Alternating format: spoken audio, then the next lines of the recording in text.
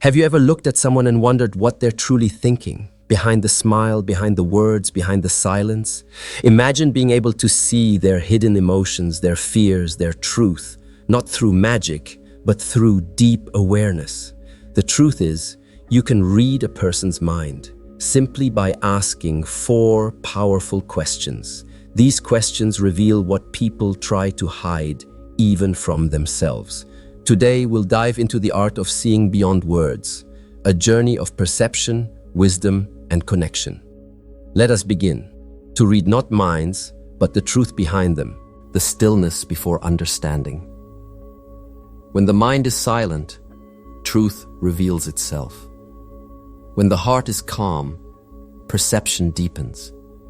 And when you learn to listen, not to the words, but to the silence between them, you begin to see what others try to hide. Master HENG often says, clarity comes not from doing more, but from being still. In the same way, reading someone's mind does not come from effort, it comes from presence. You don't need supernatural power. You only need to see what is already there. Look closely the next time you speak to someone. When you ask a simple question, how are you? Listen carefully, not just to their answer, but to their energy. Notice the tone.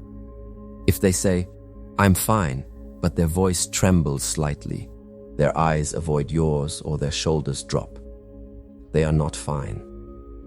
Their words tell one story, but their body reveals another. To read minds is to become aware of these hidden layers. It is not to judge or to intrude, but to understand. Because when you understand others deeply, compassion is born. And compassion is the highest form of wisdom. The first step toward understanding another person's inner world is to quiet your own. You cannot hear another person's silence if your mind is filled with noise, thoughts, opinions, judgments, and desires. Most people listen only to respond. But a wise person listens to connect. When you meet someone, ask yourself, can I sense what they are not saying? Can I feel their emotion beneath their words? This is the beginning of true awareness, the ability to see what is invisible to the ordinary eye. Observe their rhythm. Every human being has a unique emotional rhythm. How fast they speak, how long they pause before answering, how often they smile without joy. Each gesture, each breath, each hesitation, these are the unspoken sentences of the human mind. You don't need to analyze them, just notice them. Stillness sharpens perception. When you are still, your awareness expands like water that becomes clear once it stops moving. You begin to see deeper truths, truths people hide, even from themselves. There is also great responsibility in this awareness. When you begin to see people clearly, you must not use that vision to control or manipulate. Use it to understand. Use it to bring peace. Because reading someone's mind is not about gaining power over them. It's about creating connection beyond words. Remember, every human carries a story they cannot tell. Every smile hides a memory. Every silence hides a thought. To read a person's mind, you must respect the sacredness of what you see. So before you ask your 4 questions, be still. Empty your thoughts. Breathe. And look. Not with your eyes, but with your awareness. Only then will you begin to see the truth that lies behind every word, every glance, every silence. The first question, what do you want most right now? When you ask someone this question, you open a doorway into their inner world. It sounds simple, almost ordinary, but within this question lies a hidden mirror, one that reflects a person's truest desires, their fears, and their direction in life. Master HENG often says, a person's heart always moves toward what it wants most, and that is the truth. When you discover what someone wants right now, you also discover where their energy flows, what they value, and what they are trying to escape. If a person says, "I want peace," then look at how they live. Are they surrounded by chaos? Are they running from noise, or are they learning to be still within it? Because often, what we say we want most is not what we have. It's what we lack. Peace is desired by those who live in turmoil. Love is desired by those who feel unseen. Success is desired by those who feel small. So when you ask this question, what do you want most right now? Don't just listen to the answer. Observe the pause before it. Notice if their eyes wander, if their breath changes, if they hesitate before speaking. Because in that hesitation lies honesty.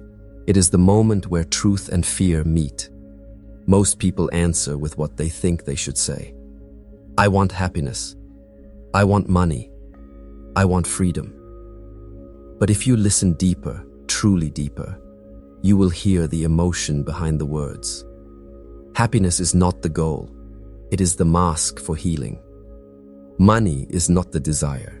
It is the symbol of safety. Freedom is not the destination. It is the longing to escape control. This question is powerful because it reveals not just what they seek, but why they seek it. And if you can hear the why, you can see the mind. You can read what drives them, what limits them, and what pain they carry within. Master HENG teaches that awareness without compassion is blindness. So when you see the truth in someone's answer, do not use it against them. See it as a chance to understand. Because when someone opens even a small part of their inner world to you, it is an act of trust. Let this question remind you that every desire carries a story. A person who wants peace may be healing from years of noise. A person who wants love may still be learning how to give it. A person who wants control may have once felt powerless. And so, the art of reading minds begins not with manipulation, but with understanding. Ask gently, listen deeply. Because the one who truly listens can see without eyes and understand without judgment. To know what someone wants is to see the map of their soul. And to see the soul, that is the beginning of true connection. The second question, what are you afraid of losing? This question is where the illusion fades and truth begins to rise. When you ask someone, what are you afraid of losing? You are not just exploring their fears, you are uncovering their attachments. Master HENG once said, fear always guards what the heart refuses to release. And that is where true understanding begins. People often hide their fear behind confidence, laughter, or silence. But fear always leaves traces. In the tone of voice, in the tightness of the jaw, in the small pauses before answering. If you pay attention, you will sense it. Because fear vibrates, it changes the rhythm of energy around a person. When someone answers, I'm afraid of losing my family, it reveals where their love flows most deeply. When they say, I'm afraid of losing control, it shows where their insecurity hides. If they say, I'm afraid of being forgotten, it uncovers the pain of invisibility. Behind every fear is something sacred, something the soul believes it cannot live without. This question shows you what defines their identity. Because what you fear to lose, you secretly believe you are. If someone fears losing money, they've tied their worth to success. If they fear losing love, they've tied their identity to acceptance. If they fear losing power, they've tied their meaning to control. To read someone's mind, observe not only their words, but how tightly they hold on to them. When they speak of what they fear losing, you will notice their hands close, their body stiffens, as if their spirit is gripping something invisible. This tells you more than their answer ever could. Master HENG teaches that freedom begins where attachment ends.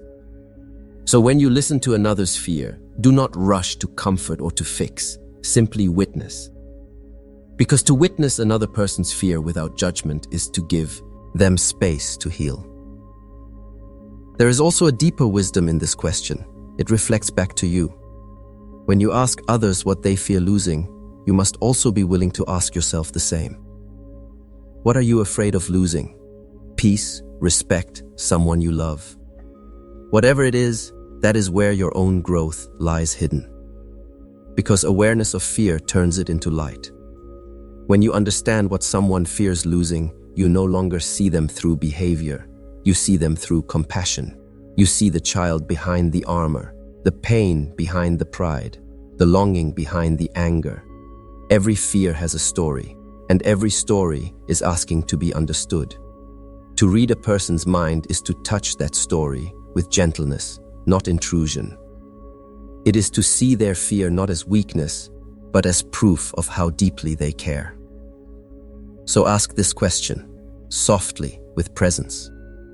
And when they answer, listen not with your ears, but with your heart. Because in their fear, you will find their truth. And in their truth, you will find understanding. The third and fourth questions. Who inspires you, and what do you hide from others? When the first two questions reveal desire and fear, the third and fourth questions uncover essence. Who the person is beneath the layers they show the world. The third question, who inspires you, may sound gentle, but it reaches into the quiet corners of the soul. Master HENG teaches, the one you admire is the reflection of the self you wish to become. When you ask this question, you are asking the person to reveal their hidden values, the qualities they long for, the virtues they respect, and the dreams they quietly nurture. If someone says they are inspired by strength, you will see the part of them that feels weak. If they say they are inspired by kindness, you will see the gentleness they wish to live by. If they say they are inspired by freedom, you will see the boundaries they still long to escape. Every inspiration is a mirror of desire in disguise. So listen deeply, not for the name they mention, but for the reason why. It is the why that exposes their silent longing. When they speak of someone who never gives up, it means they too are fighting to stay strong. When they speak of someone who remains calm in chaos, it means they yearn for that peace within themselves. Through this question, you don't just learn what they admire, you learn what they secretly wish to embody. And once you understand what inspires a person, you understand the direction of their inner growth. Then comes the fourth and final question. What do you hide from others? This is the deepest one. It requires silence, space, and trust. Because most people spend their whole lives running from this question. They build walls, wear masks, and protect their hidden wounds like fragile glass. But when someone answers, even with hesitation, you glimpse the purest truth of their being. G. What people hide is not shameful. It is sacred. They hide their pain because it once went unseen. They hide their dreams because they were once mocked. They hide their vulnerability because the world taught them that strength means silence. Master HENG says, the parts of yourself you hide the most are the ones that need the most love. When you understand what someone hides, you do not expose it, you protect it. Because that hidden part is their doorway to healing. To read someone's mind is not to invade, it is to feel without demanding. These 4 questions are not tools of manipulation. They are keys to awareness. Each one opens a new level of truth. What they want shows their direction. What they fear shows their attachment. Who inspires them shows their values. And what they hide shows their wounds. When you hold these truths with compassion, you no longer need to read minds, because hearts begin to speak to you naturally. Understanding replaces guessing, connection replaces distance, and silence becomes full of meaning. So ask gently, listen deeply, and when the answers come, honor them. Because the greatest wisdom is not in knowing others, but in seeing them as they truly are, without fear, without judgment, and without the need to change them. When the noise of the world fades and the mind grows still, a new kind of vision awakens, not through the eyes, but through awareness. This is the true essence of reading someone's mind. It was never about control, never about guessing thoughts or proving intelligence. It was always about connection. Master Heng reminds us, to understand others, you must first return to stillness within yourself. Because only a calm lake can reflect the sky clearly, and only a calm mind can reflect another's truth. You see, these 4 questions are not tricks. They are reflections of the human soul. Each question is a door, opening deeper levels of understanding. The first question, what do you want most right now, reveals direction, where their energy flows, what their soul is reaching for. It is the compass of their desire. The second, what are you afraid of losing, exposes attachment, what their heart clings to, and what pain they secretly protect. The third, who inspires you, shows reflection, the version of themselves they are trying to awaken. And the fourth, what do you hide from others, reveals truth, the raw, unguarded essence of who they really are. When you listen deeply to these 4 answers, not with your mind, but with your presence, you begin to see people as they are, not as they pretend to be. This is a gift beyond measure, because to truly see another human being is one of the rarest and most healing experiences in life. Yet, remember this, with awareness comes responsibility. When you begin to read others, you will notice their pain, their lies, their dreams, and their fears. Do not use this to judge or to manipulate. Use it to heal. Because when you see someone clearly, you give them permission to be themselves. And that is the greatest act of love one can offer. In truth, this practice is not just about understanding others. It is also a mirror for your own awakening. The same questions that reveal another's mind can reveal your own. Ask yourself, what do I want most right now? What am I afraid of losing? Who truly inspires me? What am I hiding from others or from myself? Sit with these questions in silence. They will show you not only how to read others, but how to understand the most mysterious mind of all, your own. When you learn to listen beyond words, when you begin to see through awareness rather than through judgment, every conversation becomes sacred, every person becomes a teacher, and every silence becomes a message. So remember this. Reading minds is not about peering into others. It is about expanding your consciousness. When you understand others deeply, you heal the space between you and them.